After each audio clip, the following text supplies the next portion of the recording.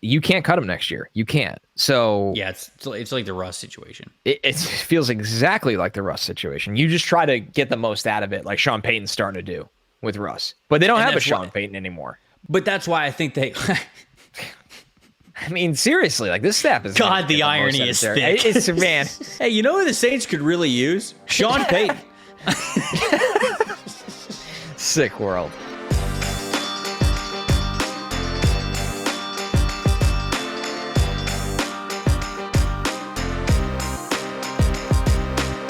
Welcome to the opening bell of the NFL Stock Exchange podcast. I'm Trevor Sikkema. That is Connor Rogers. Joining you guys post-Thanksgiving edition, post-rivalry week, and right after week 12 in the NFL. What we're going to do on today's show, we're going to talk a little bit about Thanksgiving. I got to catch up with Connor because you guys know that we don't do any of the pod before the pod, so I got to ask him about how his Thanksgiving was.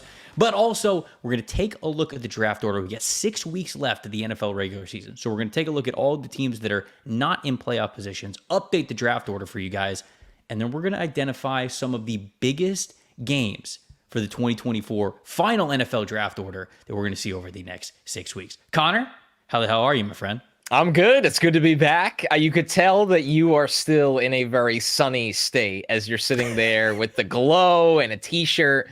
And winter is not coming. Winter has arrived. I'm in a flannel layered with a hoodie right now, of course, in the great state of New York. So Thanksgiving was great. Had really timed up my dessert this year. Like, I feel like I had plenty of room left to really go ham on dessert, which was a nice change. And you know what? I've said a lot of bad things about turkey, but the fried turkey was phenomenal. So it's good to be back, though, man. We had a lot of fun last podcast, closing out with some holiday takes.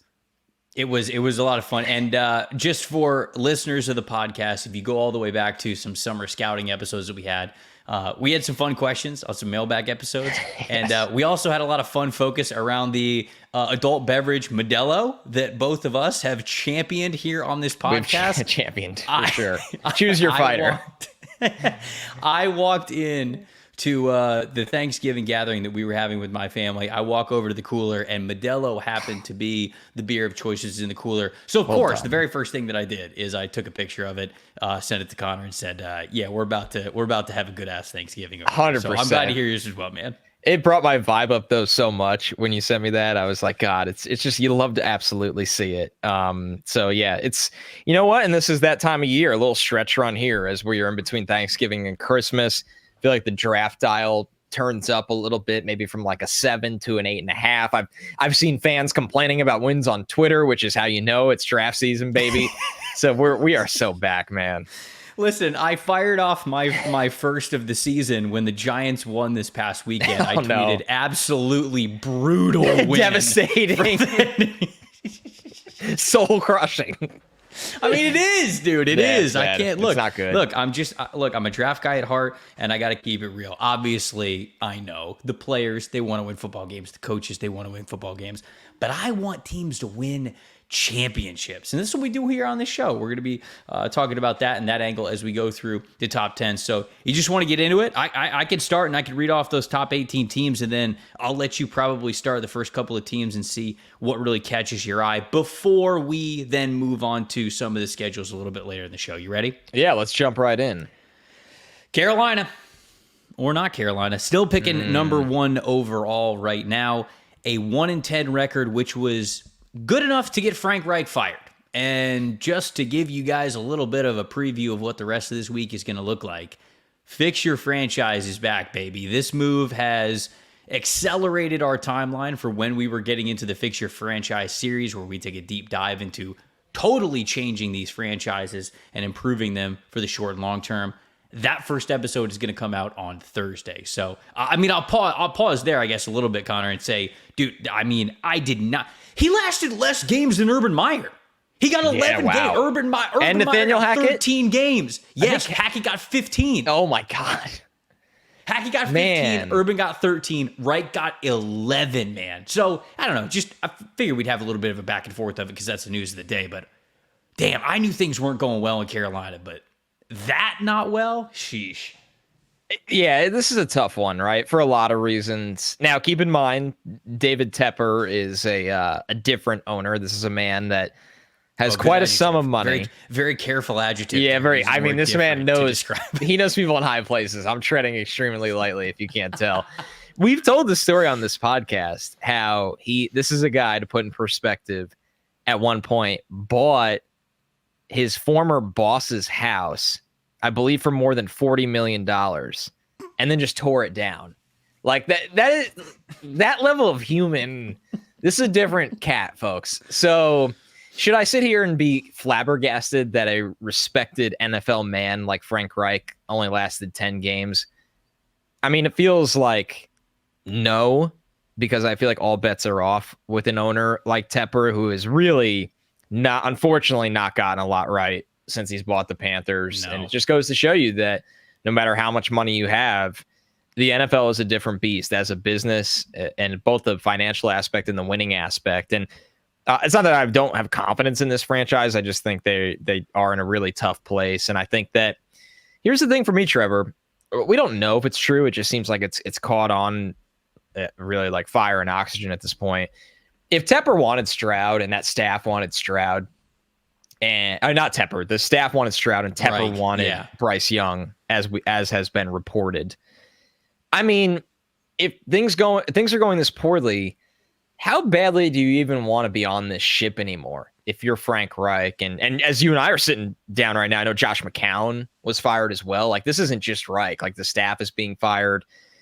I mean, it's a situation that you look at it and go, things have been bad in Carolina, and Bryce Young is absolutely a part of that. Things are so good in Houston right now for Stroud that it feels like all of that combined led to this firing. Yeah. But this is approaching a rudderless ship where they're the worst team in football. They're not making that pick at number one. So they need to get somebody to come in and do everything they can to develop Bryce to his full capacity. And if Reich and the staff weren't fully on board with that, or it just wasn't working, I mean, cut ties now. Reich will get another NFL job, not as a head coach, but he'll be a successful play caller somewhere else. And it's just an all-around, honestly, very disappointing situation in my eyes. And when owners meddle in things, nothing good often comes about that. I've seen it a lot in my time in New York with both the Jets and the Giants at times. And unfortunately, this is another circumstance in that light. Yeah, and we're going to get into a lot more of the details of how Carolina got here and how we get out of it. We'll devote a full podcast to that. But yeah, it's just that news breaking and the fact that it was right now, it's like, damn. A lot of things have to go wrong for that to be the case, and I think a lot of things have. And, we'll dig into it a little bit more. But getting back to the order, okay, you got Carolina that's sitting there at number one overall. You got Arizona still sitting at 2-10. Competitive at times, but still 2-10. New England, massive The big one loss this weekend. This was very key for them with their loss. They're 2-9 on the season, so they're picking number 3 overall. You got Chicago. They're playing on Monday Night Football, so when this is coming out, they're going to be playing against the Minnesota Vikings, so their spot could be a little bit different. But as of right now, they're 3-8, sitting at number 4. Their strength of schedule is pretty low, so so even if they win this evening on Monday Night Football, they will not change because they'll go to 4-8 and they'll still own all the strength of schedule stuff. Right. And if they lose, I guess they won't change either. So take back everything that I said. Great for the podcast. Good job, Trev, you moron. Number 5 overall. Great hosting, idiot. The Washington Commanders. They're sitting at 4-8. Giants also sitting at 4-8 after their win. Tampa Bay Buccaneers and the New York Jets. You just love to see it. It's amazing. You just love to see it. Side by side. They keep being side by side, just very closely, just going up the ladder to have a higher pick. They're now picking at 7 and 8 respectively. Chargers, another loss. They're picking now in the top 10 at number 9. Tennessee Titans at number 10 because their win over the Panthers, that was a big swing. I think that got them either from 5 or 6 all the way to 10. Vegas is at 11. They're 5-7. New Orleans is at 12. They're 5-6. And there's a string of a couple of 5-6 teams here. Green Bay at 13. Rams at 14. Bengals at 15. You got the Buffalo Bills sitting here at 6-6. That one's wild. Dude. That one's wild. And the Bills they're not out of it still. No. It almost just feels like the Bills are out of it, right?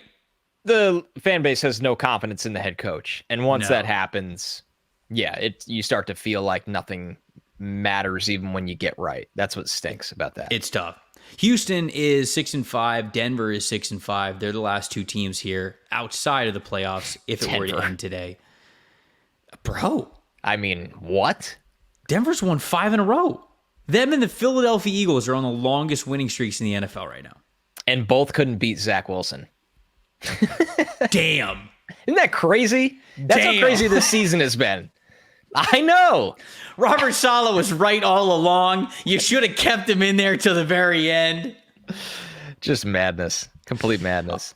All right, so outside of Carolina, we touched on Carolina a little bit at number 1. I want to kind of just bounce around the top 18, if you will, before we get into what's coming up over the next 6 weeks and identify some of the most pivotal games for what's eventually going to be the top 10 order. But I don't know, any of the teams really stick out to you from what we saw this past weekend or where they're at in the order? It feels like we have to talk about Patriots Giants, right? Because there are such interesting ramifications there where New England, I mean, we know they need a quarterback, right? Like they literally don't have anyone that can play the position. It's still mind-blowing to me, and I was never a big Mac Jones guy. Like I didn't have him as a first-round quarterback that year. But what we saw with him as a rookie compared to where he is at now is really jarring to me. I don't even think he's playing at the level that a NFL backup could right now. And when you looked at him as rookie, you're like, okay, maybe he could be an average starter. But anyway, they don't have a quarterback. So New England needs to keep losing because it becomes a slippery slope with just a couple wins here. I constantly fall back on if Arizona just keeps losing and with it being a new regime, is there no chance they take a quarterback? None? The Cardinals? Yeah. It's just so advantageous for them if they don't. If they take Marv. Because I think it comes down to this. I think Kyler Murray is good. So when it comes down to, right, like you could actually miss on the quarterback and downgrade in a sense from Kyler. Like there is a reality where that exists. Where if you get Marv, man, I just don't see in any way he's not a blue chip NFL player. I really don't. He's such a stud. And so, yeah, it's so I hear what you're saying because I think that there is any time you finish with 2 or 3 wins total in a season, you basically have to question every point of the coaching staff and the roster. Now, you can answer some of those questions in the coaching staff emphatically, like, yeah, it was Gannon's first year. Okay, we're not moving on from him. It's fine. We're giving him a little bit of time here. Kyler Murray, I think, is playing really well, and I think this team is they're showing some fight against a lot of teams that I never thought that they would. So I think they're going in the right direction. So I think that holds off really thinking that you got to pick a quarterback. And also, Murray's contract is a big one. And I get that that's a big one on the books.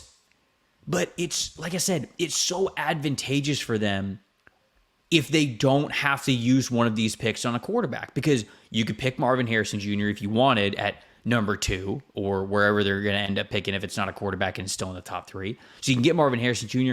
Or if you want to get fancy with it, if you think that this class is deep enough, if you don't think that Marvin Harrison Jr. is just like the gold standard, you could maybe do a little bit of what you did last year.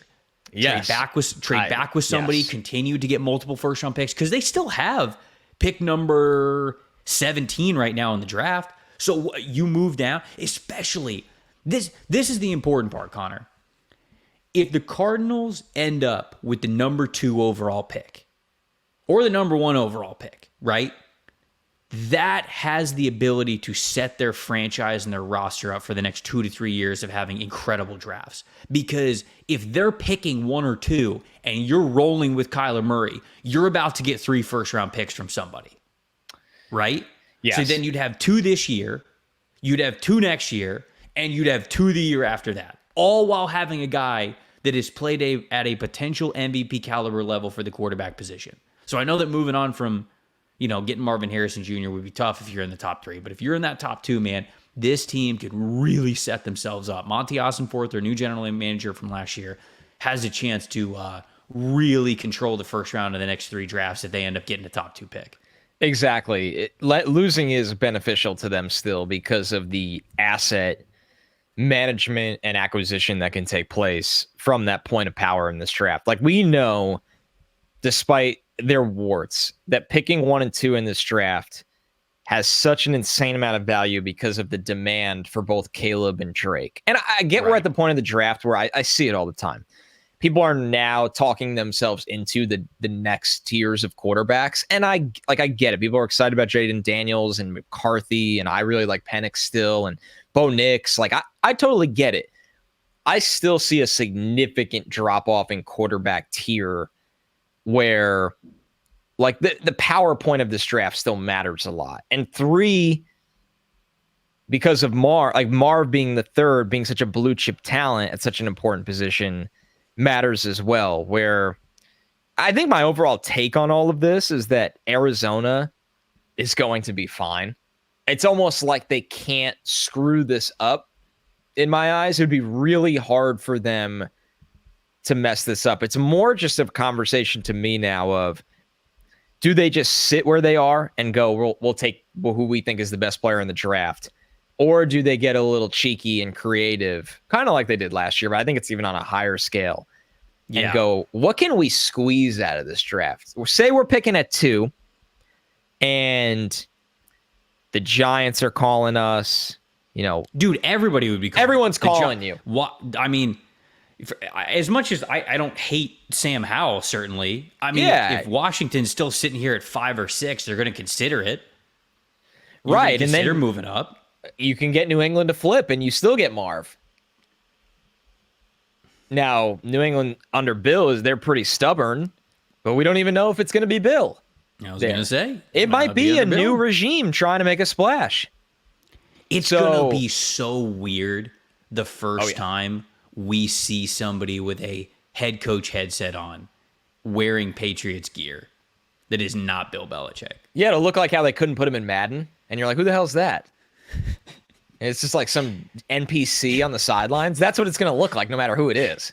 John Dowd, shout out MVP Baseball 2004 when they couldn't put Barry Bonds in there and they had to just make up a name. You're like, why does he have 99 power? And it's like, oh, I get it. As a kid, it was very startling. Do you think there's people? There has to be. Do you think there's people out there that have a San Francisco 49 or San Francisco Giants John Dowd jersey? Absolutely, it's got to be. It's such a good bit. It's such a good bit. Somebody from our generation's got to have a John Dowd jersey. I'm gonna look and see if I can find anything online. I bet you can. I bet you absolutely can. I mean, it's look. The Giants are certainly at an interesting spot because their fans were very, very excited about having a top 3 overall selection. And they're not in the worst spot when it comes to strength of schedule right now, but they're not in a great spot either. Like, of the Giants? Yes. Yeah. Of the teams that they are around, were you looking up John Dowd jerseys? I did. I just saw a ton of pics of his character in the game. And then I realized I need to get back into the podcast. I knew you were talking about the Giants, but I really need to confirm it. About to spiral. You're about to spiral. And I clicked twice on Google Images. I was like, stop. You're still recording a show, and Trevor has definitely moved on to a new team. Unfortunately, I like talking so much. We probably could have gone like 10 minutes while you were just in an absolute rabbit hole trying to find a John Dowd jersey from China or something for $20. But okay, anyways, yes. The New York Giants, their strength of schedule right now, which for everybody out there, strength of schedule is one of the highest tiebreakers that you have, right? If it's obviously wins and losses first, but then strength of schedule is very high on the priority list. I can't remember if it's 3 or 2, because the worse record you have against worse opponents, those teams are going to get the higher draft pick. That is where the tiebreaker comes from. So you want to have as low of a strength of schedule as you can with whatever record you have. The Giants have a .52 strength of schedule. And 0.521. And of the teams that are around them, so Chicago at 4, Washington at 5, Tampa at 7, Jets at 8, all 4 of those teams have strength of schedules that are below what the Giants is right now. So you start dabbling into teams that have an extra win on top of them. Then you're getting into who's this here? This would be the Titans, because the schedule's a little weird now still with bye weeks, because teams still have bye weeks. So at least they're under the Titans in strength of schedule. But the Giants, all this to say, I'm kind of saying a lot to say a little. Giants are in a tough spot now with 4 wins. They are. You're pretty damn close. You need help at this point if you want Caleb Williams or Drake May. Yeah, you're almost out of territory where like the teams don't even need to trade with you unless you just godfather them. Right. I mean, and here the Giants aren't completely off the hook of winning another game. I mean, should I stay away from schedule talk right now? Am I jumping into the second half of the pod? I feel like I kind of am. You're jumping. This is the difficult part. In the second half of the pod here, and I'm getting too excited. We got the structure for a reason. Let's wait. If we don't have discipline, if we don't have rules, Connor, then what are we? We're just anarchists. Yes. Then we are a mess of an outfit. So. Which we are already. So, we'll get to the Giants schedule in a second. But no, I do agree with you. That's something that we're going to go through. And I wrote down a bunch of kind of like pivotal points within the schedule. And the Giants have a couple where, damn, like, I know Giants fans don't want to hear this, but they might not be picking top 10. Like, there's a reality where they might not even be picking top 10. You get 2-3 more wins here down the stretch. If this team starts playing anything close to what they thought that they were going to be when we started the season, then you're in a little bit of trouble there. So Giants are obviously where my mind goes as well. Bucs and Jets. I mean, they're just going in the wrong direction, obviously. I think Baker Mayfield had an interesting quote this past week after the game, and I'm kind of paraphrasing it here, so forgive me, but it was basically like, we're going to keep losing unless people want it more. And that was a little... That's a little jarring when the starting quarterback is basically like, yeah, people got to basically want it more on this team. Because that tells you that the locker room's not where it needs to be. No. And right now, I don't think that Bucs locker room is where it needs to be with Todd Bowles. I don't think a lot of people have faith in where it's going. And I think that a lot of people are frustrated. So Tampa has one of the easier schedules left, and we're going to get to a handful of those games in the second half of the podcast. But they're a team that could absolutely be picking in the top 10. It's crazy to think this Jets defense is a team that's going to be picking in the top 10, though. It's weird, right? There's so many variables where when you look at the Jets, I mean, I keep saying, like, they're too talented on defense to be losing this much lately, but they just are so bare bones, literally anemic and dysfunctional on offense. I'm starting to believe it. I'm like, how can they ever win again? That's how bad it got. But there are variables. One, the schedule doesn't get much easier, but the Bills and the Dolphins they're going to outscore the Jets in those scenarios. I'm not saying the Jets beat the Falcons and Texans, but at least it's a little bit more interesting. And then we don't know what the deal is at Rodgers. Like, at first it felt like he's only coming back if the Jets have a shot to make the playoffs, like a good one. Mm-hmm. And now you hear the chatter like he just wants to play. And I think part of that is him trying to galvanize a franchise that is really lost at quarterback right now. And you already, everybody's like, how could they have brought Hackett here? How could they have brought it? Like, Salah's under fire right now. There's Joe Douglas is under fire right now. I'm not saying it's smart, but what if Rodgers comes back for the last 3 and they try to win 2 of the 3, or they try to win all 3, and he's like, see, all you needed was me, and everybody's running it back for next year, and we're going to do this and we're going to do that, and the Jets end up what, 8-9, and it's like, that looks totally different than where they're picking right now in the top 10. Definitely. So who knows with the Jets? For me, it's like totally 50-50. I feel like it's felt like lately they're never going to win another game, but we just don't know the Rodgers timeline, and and they've won games that nobody thought they would win this year as well. So top 8 is just odd. I feel as though we're going to be doing a fix your franchise on the Los Angeles Chargers very soon, right? I mean, it's just, for as much as I think there's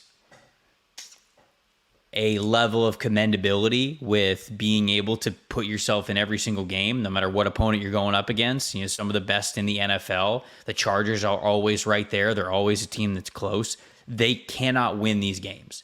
They're always in single possession football games, and they just come up on the wrong side of things more often than not. And there comes a time where I think this has happened plenty of times before where, like, I honestly, like, I thought this with Dan Quinn. People probably think I'm a broken record talking about Dan Quinn, but I think Dan Quinn's a good football coach, and I think his players like him. But you look at those last couple of years in Atlanta, I still like Dan Quinn as a football coach, but it was time you had to move on. It wasn't working. Right. The roster needed a jump. It needed to go in a different direction. It just felt like it was in purgatory. And if there is anything that NFL general managers, owners, whatever it is, hate, big decision makers at the top, it's purgatory. It's when you were going nowhere. It's when you are middle of the pack. There is no emotion. And apathy is truly the worst trait, especially when it comes to your fan base. When your fan base just goes, yeah, we lost. Oh, well. That is truly what ownership fears in the NFL the most. Yep. And I feel as though people have been very mad at the Chargers, and people are still very mad at the Chargers. So I'm not saying like that it's totally void of that. But we're reaching a point where I'm watching the game on Sunday Night Football the other night, and the game comes close at the end. And I'm like, yeah, Chargers are losing this game. Like, we already know what's going to happen. And it's going to be You've seen the story so many times. We've seen the story so many times. You are correct. So I think Staley's going to be out. I think this is a team that is going to be floating around a top 10 pick. And I didn't think that was going to be the case moving forward. But yeah, any other team that's anywhere like 10 through 18 that really stands out to you? Maybe any of these teams you think could jump up within that top 10 list? Well, the team that should want to is the Raiders, right? Because the Raiders are playing really hard right now. And as much as he's done some things, they feel like a team that if they can get a quarterback, they have pieces. Like, they have some talent on defense. We know they have some of the key areas on offense figured out. Wide receiver, running back, left tackle. You just look at them and you're like, man, are they a team that maybe it makes sense to make a Godfather offer and try to go up for a top 2 quarterback if they lost a couple more? Like, I think in this draft, it's really hard to get to 1 and 2 from 11. I really, really do. Because if you're a 1 or 2, 11's, that's a big fall. Like, you're falling at a blue chip prospect territory at that point. So the Raiders they're interesting to me because they're a team that I don't think they're bad enough that you go into the offseason and just say, okay, like they could do this, like detonate it. Like, somebody could come in there and be like, all right, Devontae Adams, I got to get something for him now. Josh Jacobs. And they could. Right. And they could. And we're just in a weird place. We don't have a quarterback. But they're also not bad enough in my eyes where if somebody came in there and they're like, I'm going to try to get a quarterback. And I'm like, we're going to go for it a little bit in these 2 to 3 years because we think we're a tough football team with pieces. They're just a totally both directions team to me, Trevor. You know, first and foremost, it's Aiden O'Connell slander, and I won't stand for it, here on this podcast. So just had to make sure that I got that out of the way. The Raiders are one of those very interesting teams in this order. And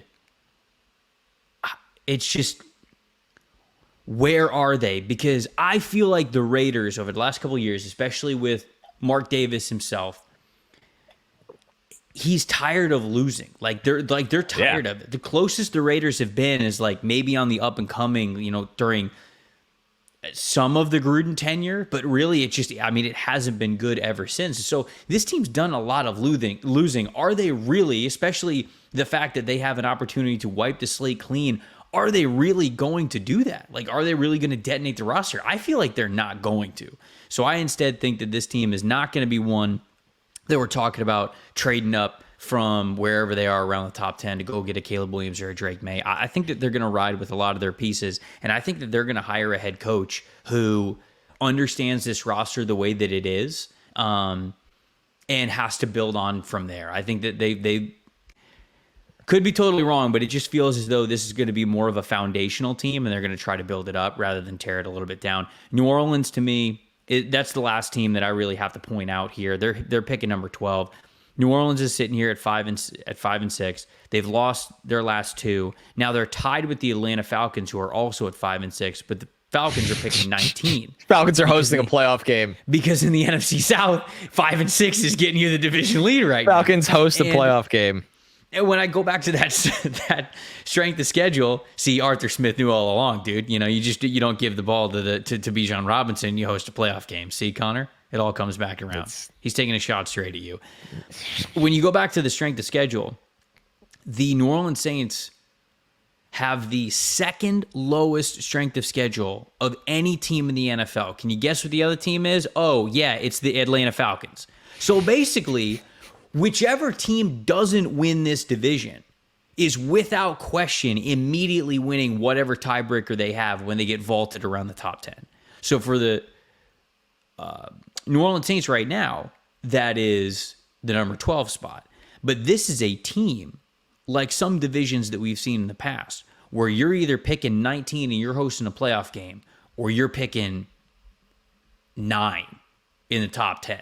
So that's the big one to me, because if the Saints cannot win this division this year, I mean, you're blowing it all up. You have to. I don't know how much you can get out of that Derek Carr contract, but that's the issue. All the aging veterans, certainly I think a lot of guys on that coaching staff that have been around a long time, you are moving on from basically everybody that you possibly can. They're in a horrible spot when it comes to the salary cap, and they just they kick the can down the road even further to try to win the worst division in football, and they couldn't even do that. I think they're blowing it up if they can't do it this year. They're just so boring right now, right? Honestly, They shouldn't be. They shouldn't be. They shouldn't be. This isn't typically a very exciting franchise. A lot of energy with the fan base. They usually have a really strong defense. It's just, man, you look at the Carr contract. There's just no way, Trevor. There's no way. Like, he's their quarterback next year. I think so. Undoubtedly. Yeah. Even look at he's their quarterback next year. I mean, there's no way. The earliest is if you cut him post June 1st for the 2025 season, then you could save $40 million on the cap, and you'll eat the 5.7 in dead money. But next year, you can't cut him next year. You can't. So yeah, it's like the Russ situation. It feels exactly like the Russ situation. You just try to get the most out of it, like Sean Payton's starting to do with Russ. But they don't have a Sean Payton anymore. But that's why I think they... I mean, seriously, like, this staff is... God, the irony is thick. It's, man, the NFL's just... It's the best drama on television. It really is. Hey, you know who the Saints could really use? Sean Payton. Sick world. So, yeah, man. I mean, that's kind of the look at from the top 10, the way that we see it now. We're going to get into some of the schedule because this is the main exercise. When Connor and I were talking about what we were going to do on Monday, we wanted to update the draft order, but we also wanted to take a look at some pivotal points that can really affect this top 10 moving forward throughout the rest of the season. Before we get into that, though, you guys know what it is. This time of year, it's all about the routines. It's all about setting up the checklist. And to remind you guys, the most important task on that checklist should always be securing your family's financial future, starting with our friends over at Fabric by Gerber Life. They make it quick and easy and affordable to protect your family so you can get back to enjoying life the right way. It was designed by parents for parents to help you get that high quality, surprisingly affordable, honestly, term life insurance policies, less than 10 minutes. It's got flexible policies. It'll fit your family's budget, like quality policies that include $1 million in coverage for less than $1 a day. You can get a personalized quote in just minutes when you apply. Anytime that it's convenient for you, it's all online into your schedule. You can go from start to covered in less than 10 minutes with no health exam required. You join the thousands of parents who trust Fabric by going to their website, meetfabric.com/NFL Stock Exchange. That's the way that you could do that to help out the podcast. If you guys happen to go there, Meet Fabric, meetfabric.com/stock exchange. Policies are issued by Western and Southern Life Insurance Company. Not available in certain states. Prices subject to underwriting and health questions. Connor, I felt like the best way to do this, and you agreed when we were texting about it, is to kind of go team by team. Like throughout the top 10. We're only going to do the top 10 because there's a little bit of overlap into some of those teams that are within the top 15 and the top 18 as well. But best way to do this is go through the teams that are picking in the top 10 and identify one or two games throughout the rest of the schedule that are pivotal to their position in the draft. Whether it is, hey, if they lose this game, they're pretty much going to be a lock for a top 5 pick or whatever, or we think. Or if they win this game, like we saw with the Giants this past weekend, all of a sudden you're talking about a completely different draft scenario. So I'll start with the Panthers. When you look at the Panthers, they're sitting here 1-10. They don't own the pick anyways, but for the Chicago Bears' sake, what are the pivotal games here for this team? I would think it's maybe that season finale at home against the Bucs. And it would take a lot of ways to get there. Like the Bucs at that point are checked out. Baker doesn't play. Maybe it feels like he's been playing through a lot of stuff this year. Maybe he doesn't play. Mm-hmm. And the Panthers have, an interim staff that's like, hey, let's get one. I mean, this is the one where I'm the least confident out of all the teams we're going to talk about. Like, maybe the Panthers win a second game this year, but they have no reason to. They're bad. They have no coaches. So you could say most confident. You could say most confident. Most confident that they stay in this spot. Least confident that they get a win, and that's why they stay in that spot, which is great if you're a Chicago Bears fan, because I couldn't think of how, there's no stress for you at all. Not to mention that you also have another first-round pick that'll probably be in the top 10 pretty easily. I just want to say I think it's hilarious, the Tankathon, when you look at their schedule tab, the L's are in green and the W's are in red. Such a good touch from Tankathon. I do absolutely love it. So coming up, the Panthers do have the Buccaneers. That's in Tampa this upcoming week. Good. So it's Bucs, and then it's Saints, Falcons, Packers, Jaguars, and then they end the season with the Tampa Bay Buccaneers again. I agree with you. When I look at their schedule, I think the most pivotal games are this one against Tampa this week, and then the one against Tampa to end the season. Those are the two big ones for me, because I don't really see Carolina being at a point where they're even beating either of the two division teams. I think the Packers are playing better, and I think the Jags are a much better football team, even though the Jags can sometimes throw a stinker out there. I don't think you have to worry too much about that. The Bucs are the team that I think that Tampa can basically lose to anybody at this point. Not that they're horrendous as a team, but they can lose to anybody, I think. And with the Panthers just firing their head coach, do you get the interim head coach bump? Scary. Right? The infamous interim head coach bump. And so I think every Bears fan is going to be cheering very hard for the Bucs this upcoming week. But those were the two for me. It's a relatively easy schedule. I agree with you. There's not too much to be worried about, but those two games against the Bucs are the ones that definitely stand out the most to me. All right, so Arizona? Yeah, so Arizona, we've got we've got at Pittsburgh, versus San Francisco, at Chicago, at Philadelphia, and then versus the Seattle Seahawks. What do you got for the Cardinals? I mean, it has to be the Christmas Eve game against the Bears. Oh, it is Christmas Eve. Look at that. Yeah, it's a Christmas Eve gem. It has to be that one, because, I mean, I think Chicago is going to win some games here, but if you're Arizona, you win that one, do you go from 2 or 3 and then outside of the top 4? That would be my question. Where it's oh, this draft looks a lot different all of a sudden. A lot different than what we were initially doing there. And the thing with Arizona is, with Kyler Murray, they can win any game. I think their schedule is pretty tough. It's going to be really tough against the Steelers. You don't have much of a chance against San Francisco and the Eagles. And it's going to be tough against Seattle, but you can win. You can steal one of those games, and they absolutely can beat Chicago. So Arizona, I don't know, if we looked up and Arizona had 4 wins, I'd be like, yeah, it's not shocking since Kyler came back. Yeah, I agree with you. I think the Chicago game is the pivotal one, the Week 16 game. So you get 2 games left after that. It's Philadelphia and Seattle. But the thing with Arizona as well is that's a winnable game, and you ain't gonna beat anybody when it comes to strength of schedule. 0.558. That's the highest strength of schedule that we have in the top 15. Right. The only other team in the top 15 that has a strength of schedule higher than 0.558 is the Cincinnati Bengals, and they're sitting at 15. Right, at 15. So you're not beating anybody. So all of a sudden, we've got a couple of bye weeks that make this a little bit awkward right now, but essentially, if you give New England another loss, because they're sitting here at 2-9, New England's going to jump the Cardinals. because their strength of schedule is going to be lower, and they're going to have the same record.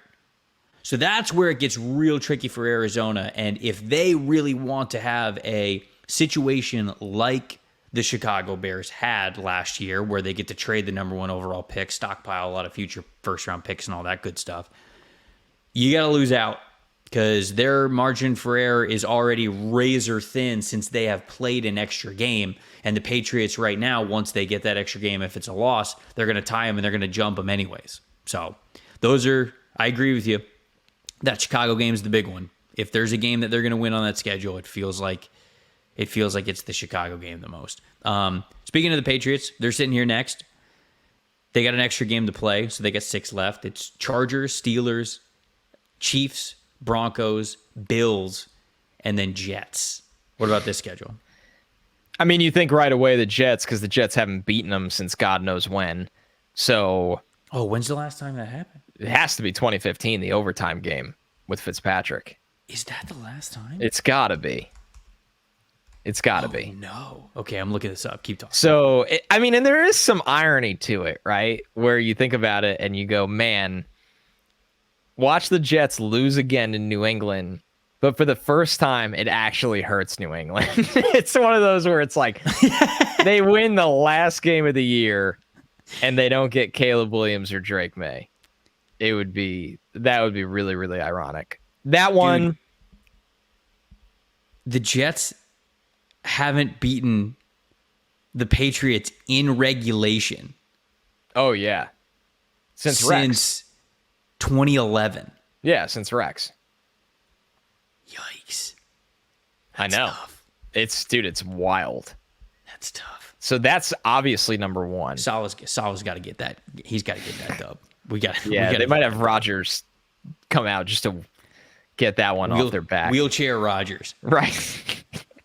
They're just going to send him out there. They snap the ball, and Breece Hall pulls the wheelchair back and turns it. No, actually, I take that back. You'd have Dalvin Cook do that. Breece Hall's actually going to go run a route or do something. Pony package.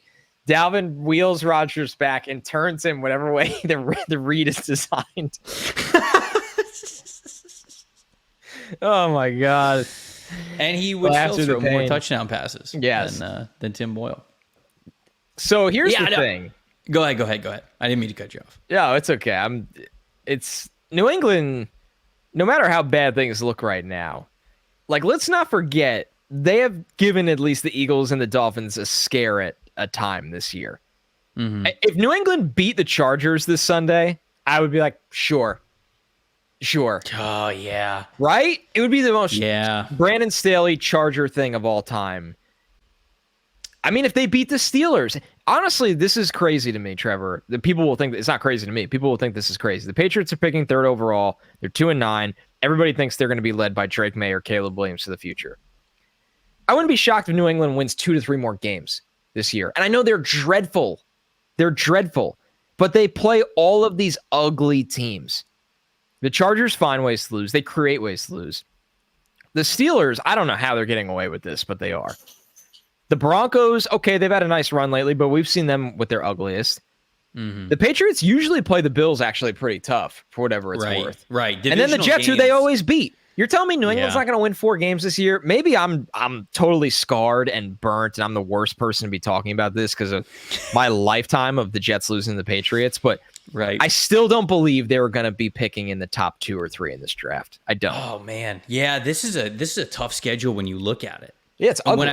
When I say tough, I mean easy. It's actually what I mean, because I think that they can pick up wins. 100%. I think them losing each of the last 3 weeks, I think, has been pivotal for them, right? It's been Washington, it's been the Colts, and it's been the Giants. Those are big losses. Those are big losses for them. But basically, you look at the rest of their schedule, the only team that's a guaranteed loss for them is the Chiefs. That's it. Because Chargers stink. They're going to play down to their opponent, or they have in the past. Patriots are on the... Hold on here. The Patriots have 3 straight primetime games. The Pittsburgh game is a Thursday night game. The Chiefs game is a Monday night game. And the Broncos game is a Sunday night game. We've got Oh my 3 God. straight weeks of Mac Jones under the lights.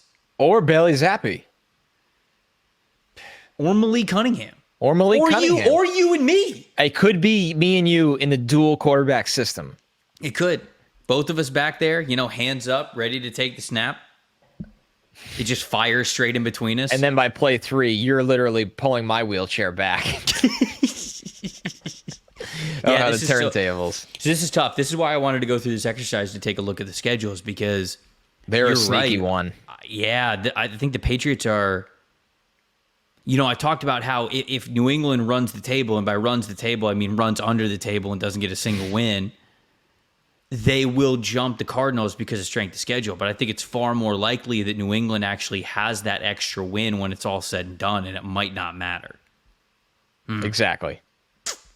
Interested to hear how Patriots fans feel about where they currently are and how many wins they think their team's going to get. Realistically, you got to be realistic here with the schedule the way that it is. Bears are the next team here. Yeah, the They Bears has such a house money team, right? Minnesota, yeah, 100%. Minnesota is the team that they're playing on Monday Night Football when this episode is going to come out, so we'll see what the result is from that. But then it's Detroit, Cleveland, Arizona, Atlanta, Green Bay. Go ahead. So why the Bears are a house money team?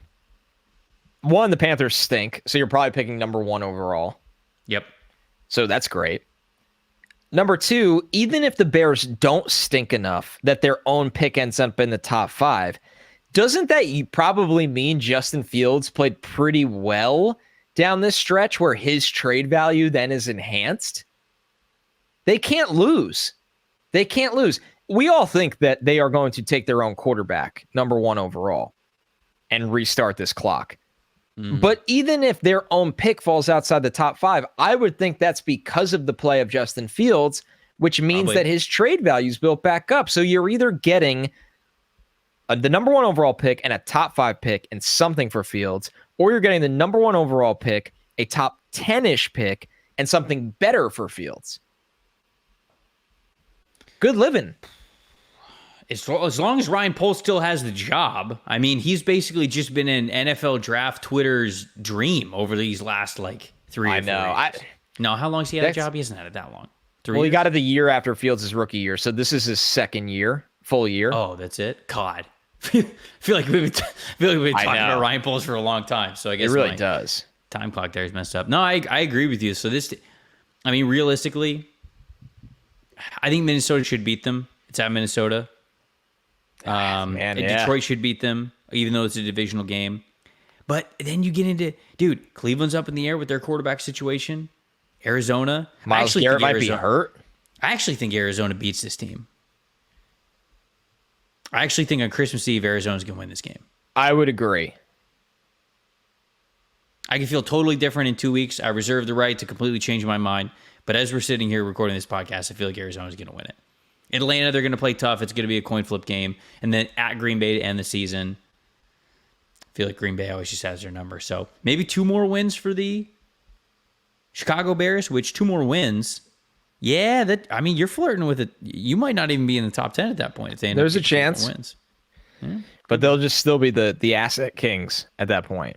Yeah, no, there's no doubt about it. They absolutely will be. Before we get to the last half of the team's schedule to talk about, this podcast is brought to you by our friends over at Prize Picks. We do have an official Prize Picks lineup for Monday Night Football, and we'll read that out just to give you guys an example. It's basically a multi-entry type of daily fantasy sports game where you get to put some skin in the game with multiple bets to get, multiple whatever your entry is. So for this Monday night, to give you an example, the 3 official PFF picks were TJ Hawkinson, more than 63.5 receiving yards. Josh Dobbs, more than 33 passing attempts. Oh, we're a gunslinger tonight. And then Greg Joseph, because we had to get a degenerate kicker one in there, more than 1.5 field goals made. So that is basically what it's like. That's an example of it. You're taking anywhere from 2 to 6 entries. You're combining it all into one bet, and you're letting it ride. Obviously, the more entries that you put on there, the better chance that you have to win more times your money. But it's also really creative how Prize Picks is doing this stuff. With basketball season here as well, now you can pick combo projections across both fantasy football and basketball in the special leagues tab. It's a league created specifically for combo projections that include one or more players from different sports or leagues. For an example, you'd have LeBron James and Travis Kelce at a combined 10.5 3-pointers made and receptions. So it's just, if you think that you are a Swami at multiple sports, this is the way to do it. Okay, Prize Picks even offers a reboot policy, so your entries stay in the game even if one of your players gets injured. For football or basketball games, if you got a player who exits the game in the first half, doesn't return for the second half, that player is automatically rebooted. Prize Picks is the only daily fantasy sports platform with an injury insurance policy, because they're the best. Go to prizepicks.com/NFLSC. Use the promo code NFLSC for a first deposit match up to $100. It's free $100 to play with, guys. Just go do it. Again, it's prizepicks.com/NFLSC. Use the promo code NFLSC for a deposit match up to $100. If you guys have a creative combo sports bet, I want to see it. Tweet it at us, at Connor J. Rogers, at Tampa Bay Trey. Whether you hit it or not, I want to see some fun combined ones, because like the LeBron James, Travis Kelce thing, that's a lot of fun to me. So if you guys are playing, send us a screenshot. We'll shout it out on the podcast, especially if you guys hit it. So prizepicks.com/NFLSC. That's how you get in on it. Washington Commanders. Their next team here, they're sitting at number 5, correct? Yep, number 5. That's correct. They got Miami, the Rams, the Jets, the Niners, the Cowboys. Let's see. If you want a high draft pick and you're a Commanders fan, boy, do I got good news for you. Because that is, outside of playing the Jets, which is in New York, that's a tough one, Connor. Christmas Eve. But man, yeah, the Dolphins, you have the 3 of those 5 are the Dolphins, the Niners, and the Cowboys. The only scenario is if Dallas needed to rest their starters the final game of the season. Right. Say like the Eagles clinch the division by then and Dallas can't move their seeding. 2. Yeah. So that's the only one of those 3. And then of course the Rams, they've been a weird team this year, but I don't think Washington beats them, but possible. And the Jets, of course, that's a winnable game. The thing with the Commanders is you have a young quarterback playing to retain his job. You have no head coach. You know you're going to be looking for a head coach. They're a team that, I mean, you obviously want to be picking in the top 5. I think the conversation with the Commanders, Trevor, is let's say they pick top 8. Like, what is they're looking in that tackle range, right? That's what it is to me. I would think you're talking Joe Alt for them, and you're going to run it back with Sam Howell, and you're probably, unless you make an offensive hire, going to keep Bieniemy because the offense has done some things this year. Yeah, I mean, I've done a handful of Commanders mocks at this point, and I seem to gravitate towards offensive line with that first pick in the top 10 because, yeah, it doesn't feel like they're going to be picking high enough for either of those quarterbacks. And even though I do think the team is a lot closer to a rebuild than a slingshot into another winning window.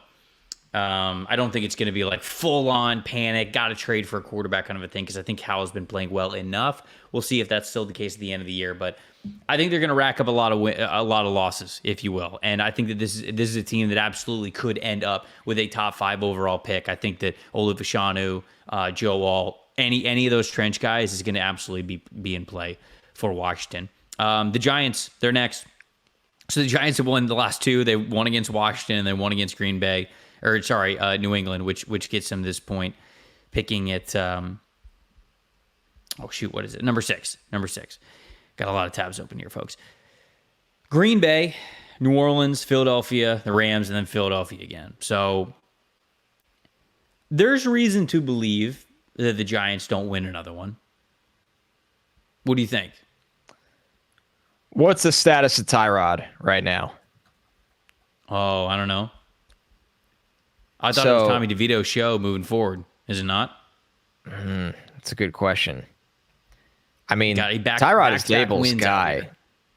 That's true too. Yeah, that's a good question. I honestly wasn't even thinking about Tyrod. I'm thinking about Tyrod because I think that's a scary proposition. That's not a slight to Tyrod. I like Tyrod Taylor a lot. I just didn't. I thought it was going to be DeVito the rest of the way. Maybe, and whether it is or not, to me, the Eagles should be resting their starters the last game of the year. And that's terrifying. Mm-hmm. That's terrifying. Like, Jalen has clearly been playing through something this year. There's no chance he should be playing that game. Oh, Lane yeah, that's a good Johnson is point, too. always playing through something. Yeah. I'm not playing A.J. Brown and Devontae Smith. I'm not playing DeAndre Swift. I mean, they got a lot of veterans on defense. That could look like the third preseason game for the Eagles. Yep. Giants can win a game against backups. And I know the Giants are playing a lot of backups right now, but not all backups. And there's like friction between Dable and Wink, as Jake Glazer reported. So you have a Wink Martindale that might be thinking, I'm now auditioning for my free agency. So he's going to be going all out, no matter who the hell's out there. Giants can win the last game of the season. I don't think the Giants coaching staff can afford to not win games, you know?